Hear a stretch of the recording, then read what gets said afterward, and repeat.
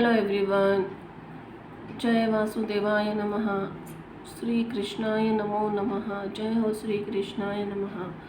श्रीमद् भागवत गीता तृतीय अध्याय कर्मयोग। चलिए जानते हैं संपूर्ण हिंदी में अर्थ सहित। हे जनार्दन, यदि आप कर्म से बुद्धि ज्ञान से श्रेष्ठ मानते हो तो हे केशव, आप मुझे इस युद्ध रूपी घोर कर्म में क्यों लगाते हो? आप अपनी मिश्रित वचनों से मेरी बुद्धि को मोहित सा कर रहे हो।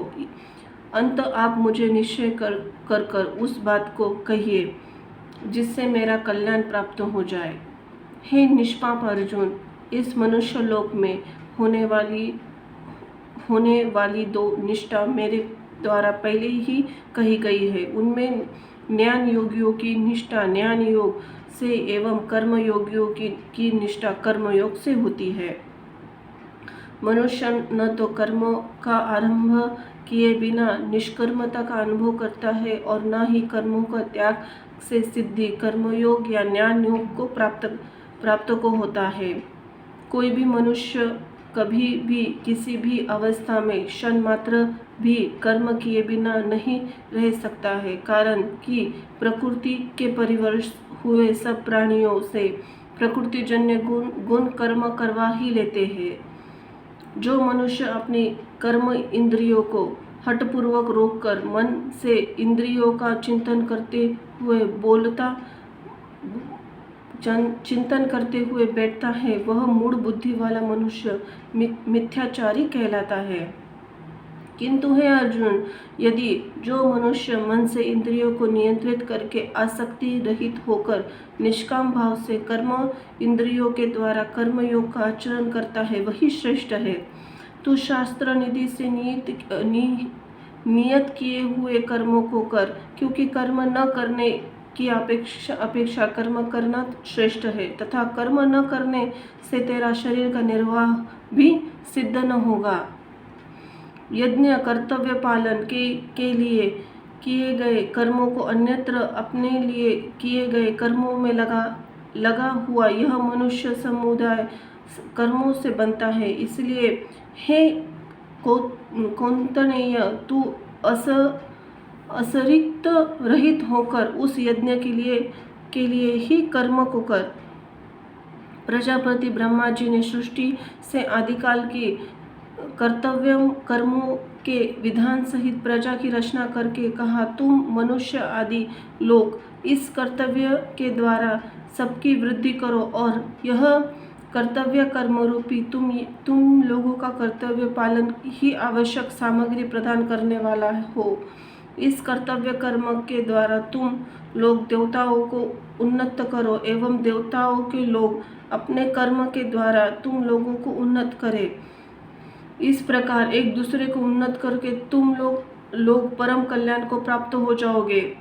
यज्ञ से पुष्ट हुए देवता भी तुम लोगों को कर्तव्य पालन हेतु आवश्यक सामग्री देते रहेंगे। इस प्रकार उन देवताओं की दी हुई सामग्री को दूसरे को सेवा में लगाए बिना ही मनुष्य उसका उपभोग करता है, वह चोर ही है।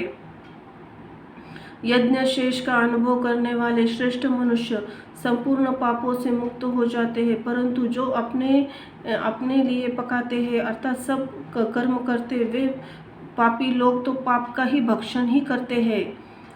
संपूर्ण प्राणी अन्न से उत्पन्न होते, अन्न ही उत्पत्ति से वर्षा से होती है, वर्षा यज्ञ से होती है और यज्ञ कर्मों से संपन्न होता है। कर्मों को तू वेद से उत्पन्न जन और वेद को अक्षर ब्रह्म से उत्पन्न हुआ जान। इसलिए वह सर्वव्यापी परमात्मा यज्ञ कर्तव्य कर्म में नित्य स्थित है।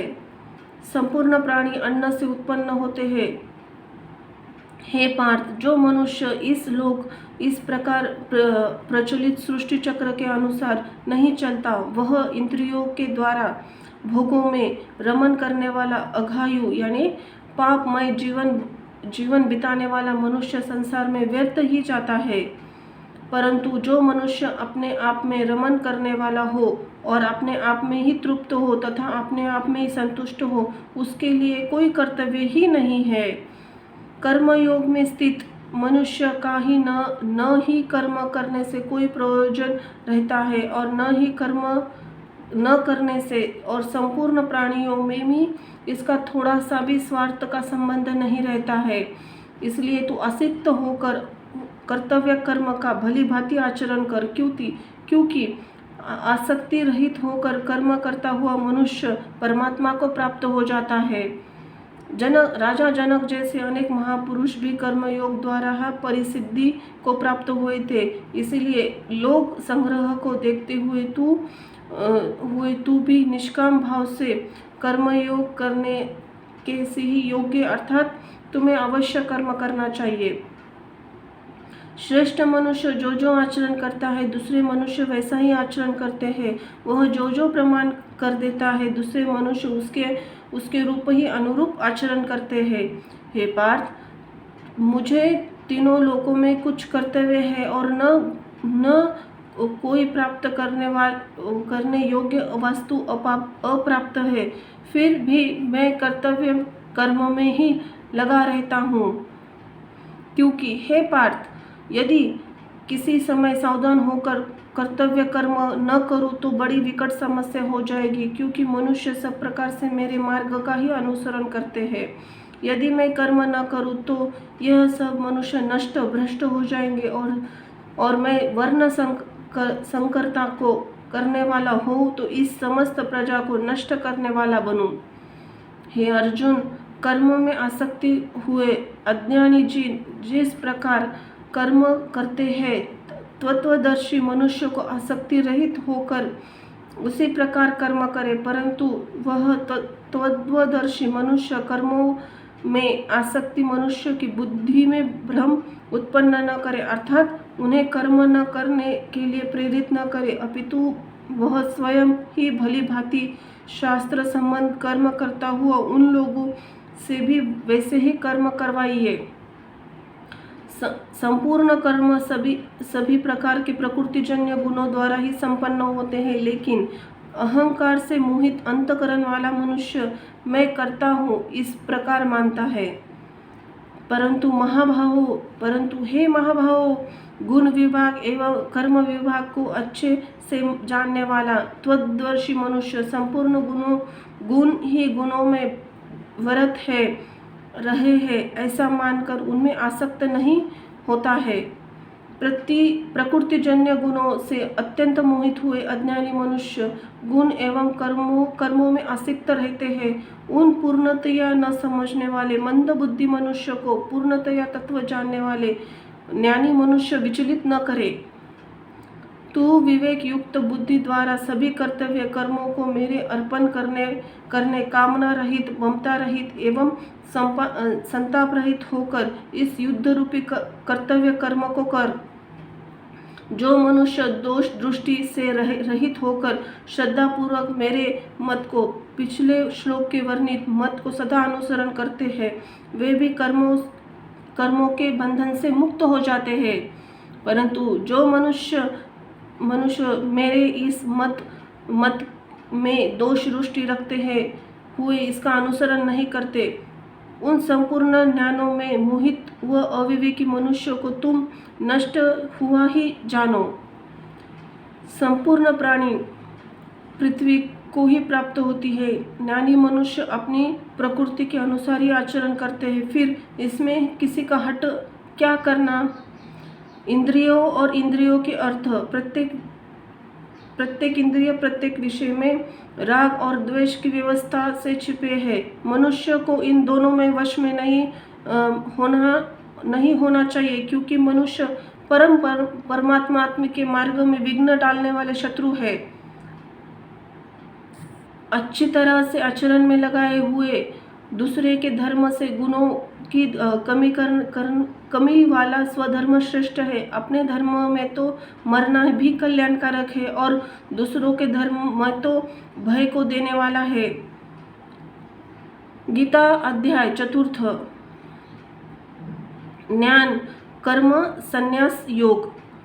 4 अध्याय। श्री भगवान कहते हैं, पहले मैंने इस अविनाशी योग सूर्य को कहा था। सूर्य ने अपने पुत्र व्यवस्थित मनु से कहा कि और मनु ने अपने पुत्र राजा इवाक्षु से कहा, हे परम पत्व अर्जुन, इस प्रकार परंपरा से प्राप्त इस योग राजश्रियों ने जाना, किंतु बहुत काल बीतने के बाद यह योग परंपरा पृथ्वी से लुप्त हो गई। वही यह पुरातन योग आज भी मैंने तुमसे कहा है, क्योंकि तुम मेरे भक्त और प्रिय सखा हो। यह बड़ा ही उत्तम रहस्य है। अर्जुन बोले, आपका जन्म तो अभी हाल का ही है और सूर्य का जन्म बहुत पुराना है, तब मैं इस बात को कैसे समझूं कि आपने ही कल्प के पूर्व में सूर्य से यह योग कहा था। भगवान बोले, हे परतप अर्जुन, मेरे और तुम्हारे बहुत से जन्म हो चुके हैं, तुम सबको नहीं जानते, पर मैं जानता हूँ। अजन्मा, अविनाशी और सभी प्राणियों का नश्वर होते हुए भी मैं अपनी प्रकृति को अधीन करके अपनी योग माया से प्रकट होता हूँ। हे भारत, जब जब धर्म की हानि और अधर्म की वृद्धि होती है, तब तब मैंने अपने सहकार रूप को रचता हूँ। साधु पुरुषों का विनाश का उद्धार करने के लिए, पाप कर्म करने वाला विनाश करने के लिए और धर्म की यथार्थ स्थापना करने के लिए मैं युग युग में प्रकट हुआ करता हूँ। हे अर्जुन, जो मनुष्य मेरे जन्म और कर्म को तत्व से दिव्य जान लेता है, वह शरीर त्याग कर फिर जन्म नहीं लेता, किंतु मुझे प्राप्त होता है। नष्ट, असक्ति, भय और क्रोध वाले, मुझसे अनन्य प्रेम करने वाले और मेरे आश्रित रहने वाले बहुत से भक्त ज्ञान रूपी तप से पवित्र होकर मेरे स्वरूप को प्राप्त हो चुके हैं। जो भक्त मुझे जिस प्रकार भजते हैं, मैं भी उनको उसी प्रकार भजता हूँ। हे अर्जुन, ऐसा सभी मनुष्य सब प्रकार के मेरे ही मार्ग का अनुसरण करते हैं। इस मनुष्य लोक में कर्मों के फल को चाहने वाले देवताओं का पूजन करते हैं, और क्योंकि उससे कर्मों के द्वारा होने वाली सिद्धि उनको शीघ्र मिल जाती है। चारों वर्णों ब्राह्मण, क्षत्रिय, वैश्य, शूद्र को उनके गुण और कर्मों के विभाग पूर्वक मेरे द्वारा रचाया गया है। उस सृष्टि रचनादि कर्म का कर्ता होने पर मुझ अविनाशी को तुम अकर्ता ही जानो। मुझे कर्मों के फल की कामना नहीं है, इसलिए कर्म मुझे लिप्त नहीं करते। जिस प्रकार जो तत्व से मुझे जान लेता है, वह भी कर्मों से नहीं बनता। पहले भी मोक्ष की इच्छा वाले मनुष्य ने इस प्रकार जानकर ही कर्म किए। इसलिए तुम भी पूर्वजों जैसे ही सदा के लिए जाने वाले कर्मों को ही करो। कर्म क्या है, अकर्म क्या है, इसका निर्णय करने में बुद्धिमान भी मोहित हो जाते हैं। इसलिए मैं तुमसे वह कर्म कहूँगा जिसे जानकर तुम शुभ अशुभ कर्म बंधन से मुक्त हो जाओगे। कर्म का स्वरूप भी जानना चाहिए और विकर्म का स्वरूप भी जानना चाहिए तथा अकर्म का स्वरूप भी जानना चाहिए, क्योंकि कर्मों की गति गहन में छुपी हुई है। जो कर्म और अकर्म में कर्म देखता है, जो कर्म में अकर्म और अकर्म में कर्म देखता है, वही मनुष्य में बुद्धिमान और वह योगी में भी कर्मों को करने वाला है। जिसके सभी कर्मों के आरंभ बिना कामना और संकल्प होते हैं और जिसके सभी कर्म ज्ञान रूपी अग्नि द्वारा जल चुके हैं, उसको ज्ञानी लोग भी पंडित कहते हैं। जो सभी कर्मों और उनके फलों में आसक्ति का त्याग करके स्वयं नित्य संतुष्ट है और संसार का आश्रय से रहित हो गया है, वह कर्म करता हुआ भी कुछ नहीं करता। गीता का 5वां अध्याय, कर्म संन्यास योग। अर्जुन कहते हैं, हे कृष्ण, पहले आप कर्मों संन्यास त्याग की और फिर कर्मों से योग की प्रशंसा करते हैं। इन दोनों में से श्रेष्ठतर कल्याणकारक और निश्चित साधन को मुझसे कहिए। श्री कृष्ण भगवान कहते हैं कर्म संन्यास और कर्म योग दोनों ही परम कल्याण करने वाले हैं। इन दोनों में कर्म योग कर्म संन्यास से करने के कारण सुगम होने के कारण यह श्रेष्ठ है। सांख्य कर्म संन्यास और कर्म योग को अज्ञानी ही अलग अलग फल देने वाला कहते हैं, न कि ज्ञानी जन, क्योंकि दोनों में से ही एक में भी एक ठीक प्रकार से स्थित दोनों पुरुष दोनों ही फल स्वरूप को ही प्राप्त होते हैं, यानी कि परमात्मा को प्राप्त होते हैं। ज्ञान योगी द्वारा जो गति प्राप्त की जाती है, कर्म योगी द्वारा वही प्राप्त की जाती है। इसीलिए जो पुरुष ज्ञान योग और कर्म योग फल एक से देखता है वही ठीक होता है। परंतु हे वीर अर्जुन, कर्मयोग के बिना कर्म संन्यास भी कठिन है और कर्मयोग में स्थित मुनि पर ब्रह्म को शीघ्र ही प्राप्त हो जाता है। अपने मन को वश में करने वाला जितेंद्रिय विशुद्ध अंतकरण वाला और सभी प्राणियों को अपना आत्मरूप मानने वाला कर्मयोगी कर्म करता हुआ भी उससे लिप्त नहीं होता है। तत्वों को जानने वाला यह माने कि मैं कुछ भी नहीं करता, देखते हुए, सुनते हुए, स्पर्श करते हुए, सूंघते हुए, खाते हुए, चलते हुए, सोते हुए, सांस लेते हुए, बोलते हुए, त्यागते हुए, ग्रहण करते हुए, इंद्र आंखें खोलते बंद करते हुए, सब इंद्रियों अपने अपने कार्यों में लगे हुए ऐसा ही धारण करे। जो पुरुष आसक्ति रहित होकर सब कर्मों को ब्रह्म यानी प्रकृति द्वारा होने वाला जानकर करता है, वह पाप से उसी प्रकार लिप्त नहीं होता जैसे जल से डूबा हुआ कमल का पत्ता। कर्म योगी आसक्ति को त्याग कर केवल इंद्रियों, मन, बुद्धि और शरीर द्वारा अंतःकरण की शुद्धि के लिए कर्म करते हैं। कर्म योगी कर्म के फल का त्याग करके सदा ही रहने वाली शांति को प्राप्त होता है और सकाम पुरुष कामना करने के कारण उस कर्म फल के आसक्त होकर बंधता है।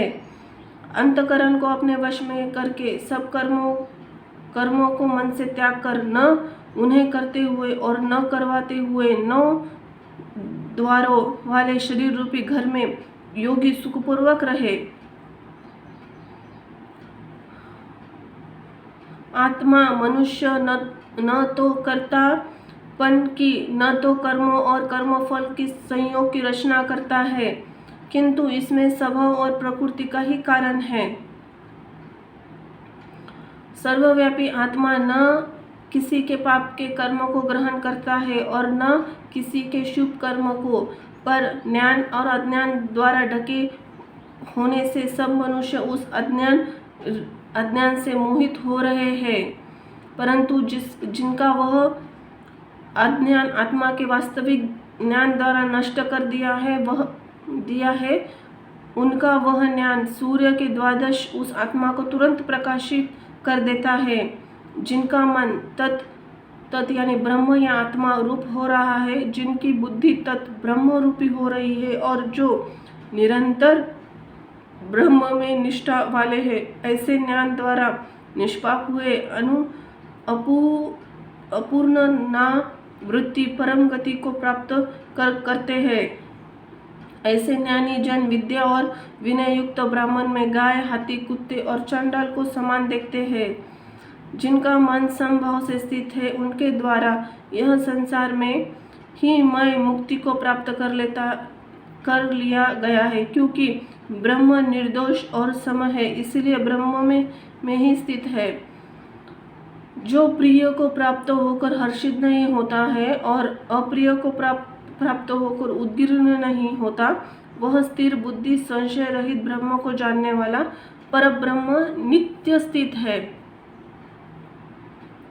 बाहर के विषयों में आसक्ति रहित अंतकरण वाला साधक पहले आत्मा में स्थित सात्विक आनंद को प्राप्त होता है, फिर वह परम ब्रह्म के योग में स्थित पुरुष अक्षय आनंद को प्राप्त होता है। इंद्रिय तथा विषयों के संयोग में उत्पन्न होने वाले सभी भोग दुखों को उत्पन्न करने वाले ही है। इसलिए हे अर्जुन, इन आदि अंत वाले अनित्य भोगों में बुद्धिमान पुरुष नहीं लिप्त होते हैं। जो मनुष्य इस शरीर का नाश होने से पूर्व ही काम क्रोध से उत्पन्न होने वाले वेग को सहन करने में समर्थ होता है, वही योगी और वही सुखी है। जो योगी अंतरात्मा में सुख वाला है, आत्मा में ही रमन करने वाला है, और जो आत्मा में ही ज्ञान प्रकाश वाला है, वह ब्रह्म होकर शांत पर ब्रह्म को प्राप्त हो जाता है।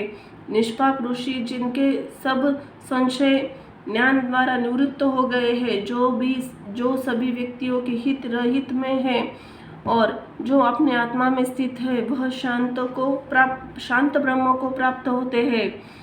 काम क्रोध से रहित जीते हुए चित्त वाले आत्म साक्षात्कार किए हुए योगिनों के लिए सब और से शांत और परब्रह्म परिपूर्ण है।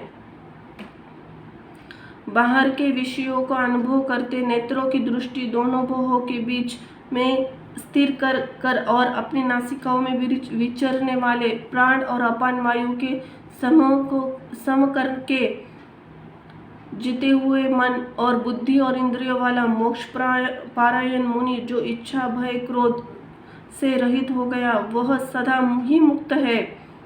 मेरा भक्त मुझे सब यज्ञ और तपों को भोगने वाला, सभी लोकों के ईश्वर का भी ईश्वर और सभी प्राणियों को सुबुद्ध जानकर शांति को प्राप्त होता है।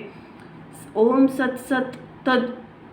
इस प्रकार ब्रह्म विद्या का योग करने वाला शास्त्र श्रीमद् भगवद गीता रूपी उपनिषद में श्री कृष्ण और अर्जुन संवाद रूपी कर्म संन्यास योग 5वां अध्याय पूर्ण हुआ। जय हो श्री कृष्ण की, जय हो अर्जुन की, जय हो प्रभु की। धन्यवाद।